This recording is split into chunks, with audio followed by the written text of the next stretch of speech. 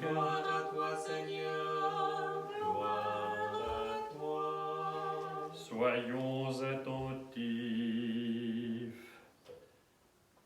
En ce temps-là, comme Jésus entrait dans un village, 10 lépreux vinrent à sa rencontre, et se tenant à distance, ils crièrent d'une voix forte, « Seigneur Jésus, aie pitié de nous !» À cette vue, il leur dit, « Allez vous montrer aux prêtres. » Et pendant qu'ils y allaient, ils se trouvèrent guéris. L'un d'entre eux, voyant qu'il était guéri, revint sur ses pas, glorifiant Dieu à haute voix. Il se prosterna aux pieds de Jésus, le visage contre terre, et le remercia. Or, c'était un Samaritain. Prenant la parole, Jésus lui dit, « Est-ce que tous les 10 n'ont pas été guéris? Et les 9 autres, où sont-ils? Ne s'est-il donc trouvé que cet étranger pour revenir ici rendre gloire à Dieu? » Puis il ajouta, « Lève-toi et va-t'en, ta foi t'a sauvé. »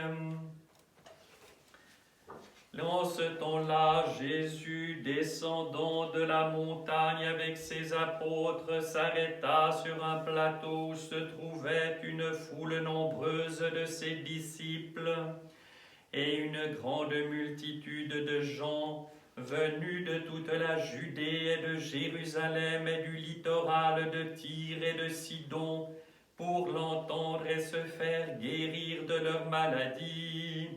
Ceux que tourmentaient des esprits impurs étaient guéris eux aussi, et toute cette foule cherchait à le toucher, parce que de lui sortait une force qui les guérissait tous. Alors il leva les yeux sur ses disciples et dit, « Heureux vous les pauvres, car le royaume de Dieu est à vous. Heureux vous qui avez faim maintenant, car vous serez rassasiés. Heureux vous qui pleurez maintenant, car vous serez dans la joie. Heureux serez-vous si les hommes vous haïssent, s'ils vous frappent d'exclusion, et s'ils insultent et proscrivent votre nom comme infâme à cause du Fils de l'homme. Réjouissez-vous ce jour-là et tressaillez d'allégresse, car votre récompense sera grande dans les cieux. » Gloire à toi, Seigneur, gloire à toi.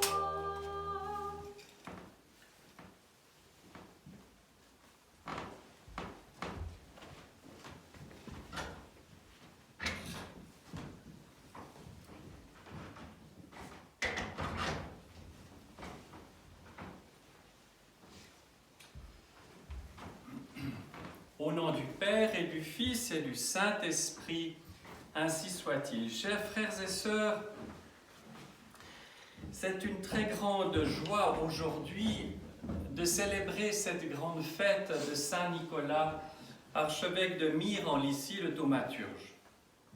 C'est une grande joie parce que vous savez qu'il est rare que nous puissions la célébrer dans cette église, devant traditionnellement visiter ce jour-là une autre paroisse, une autre église.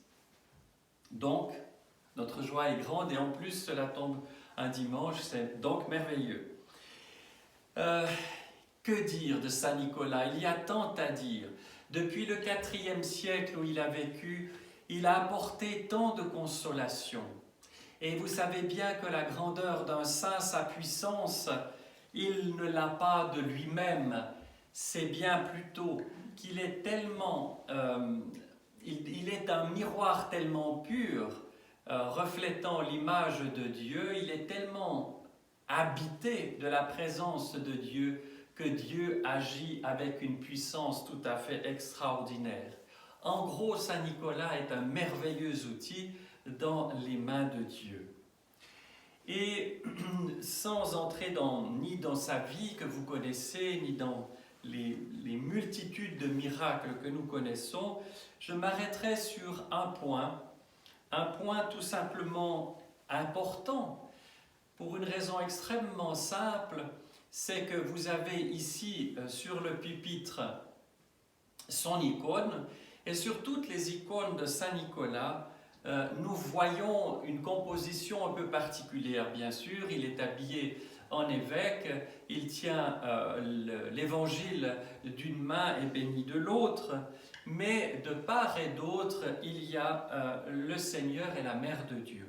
Pourquoi? Pourquoi? Et il n'y a pas une icône de Saint Nicolas où ça n'est pas le cas.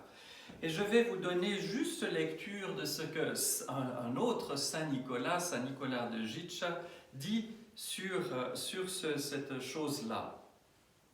Sur les icônes de Saint Nicolas sont généralement représentés d'une part le Seigneur et Sauveur tenant dans ses mains l'Évangile et d'autre part la toute pure et vierge Mère de Dieu avec l'homophore de l'archevêque dans ses mains. Vous savez, les évêques portent sur les épaules, au-dessus du vêtement liturgique, une sorte de très grande écharpe pendant devant et derrière, que l'on appelle homophore, qui symbolise, si vous voulez, la brebis que l'évêque porte, c'est-à-dire le troupeau des croyants, à l'image du Christ, du bon Sauveur.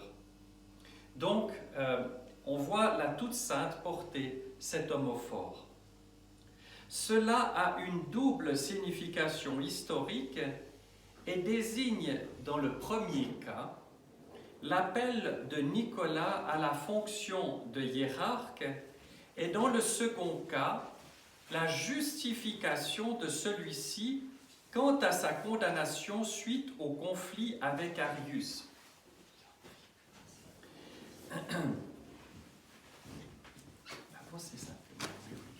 Saint Méthode, patriarche de Constantinople, nota ceci. Une nuit, Saint Nicolas vit notre Sauveur dans la gloire se tenant près de lui et lui tendant l'Évangile, incrusté de pierres précieuses et d'or. De l'autre côté, il vit la Mère de Dieu lui déposant l'homophore d'archevêque sur les épaules. Peu après cette vision, l'archevêque de Myre, Jean, succomba et Nicolas fut nommé archevêque de cette ville.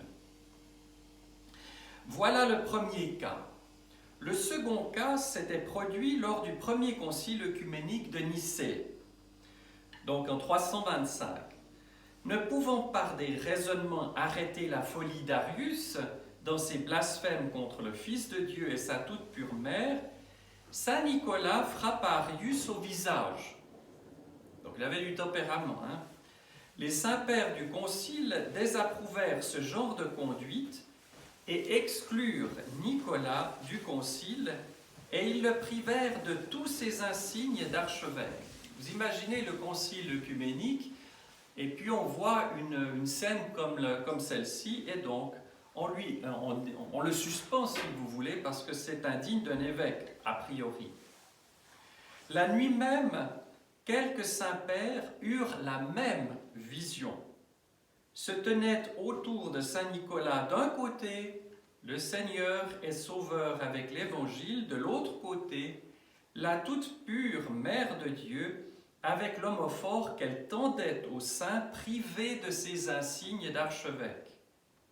En voyant cela, les pères du concile furent saisis d'effroi, rendirent à Nicolas tout ce dont ils l'avaient privé, se mirent à le considérer avec respect comme un grand élu de Dieu et à interpréter sa conduite envers Arius non pas comme un geste de colère infondé, mais comme une expression de zèle ardent pour la vérité de Dieu. Donc, voilà un exemple parmi des milliers, des dizaines de milliers ou plus peut-être sans doute, de la bienveillance accordée par Dieu à Saint Nicolas. Et maintenant, j'aimerais vous donner une autre chose très importante pour nous aider à progresser au point de vue de notre vie spirituelle. C'est de vous donner lecture d'une chose importante, une réflexion toujours de Saint Nicolas de Gytcha sur le fait que tout ce que Dieu avait créé était très bon. Vous savez, lorsque nous lisons la Genèse, nous connaissons cela, je vous cite juste ce verset, au premier chapitre de la Genèse, le verset 31, « Dieu vit tout ce qu'il avait fait, cela était très bon. » Quand les parties d'un édifice, chers frères, sont bonnes, alors l'édifice est très bon dans son ensemble. Chaque brique à part est bonne, et chaque pierre, et le mortier, et la chaux, et les poutres, et les colonnes, et la vue de l'édifice tout entier transporte l'homme de joie. Un détail souvent dans l'édifice lui semble incompréhensible et inapproprié, mais il le relègue dans l'oubli dès qu'il jette un regard sur l'ensemble. Il est vrai que dans le monde, il y a beaucoup de détails dans les objets comme dans les événements qui nous paraissent à la fois incompréhensibles et inappropriés. C'est uniquement quand l'ensemble se révèle à nous d'en haut que nous comprenons et sommes rassurés. Nous considérons précisément comme monstrueuses et absurdes bien des souffrances et des privations dans notre vie quand elles s'abattent sur nous. Mais quand passent les jours et les années, dans notre souvenir, ces souffrances et ces privations resplendissent comme des pierres précieuses qui éclairent notre chemin de vie ultérieure. Et si dans la nature de Dieu, quelque chose t'offense, regarde alors l'ensemble. Si dans la vie quelque chose te rend amer, attends alors patiemment de nouveaux jours et de nouvelles années, avec foi et espérance. Et si la vie tout entière te semble douloureuse et triste, lève alors tes yeux spirituels vers l'autre monde et tu seras serein et épanoui. Car le monde visible dans son entier n'est pas cependant un ensemble parfait, car l'autre monde existe aussi. En effet, il est dit, Dieu créa la terre et le ciel. Le peintre aussi invite le spectateur à regarder la peinture de loin afin de la voir dans sa beauté. Ô Seigneur, ô artiste immortel, comme tout ce que tu as créé est très bon. À toi la gloire et la louange dans les siècles. Amen.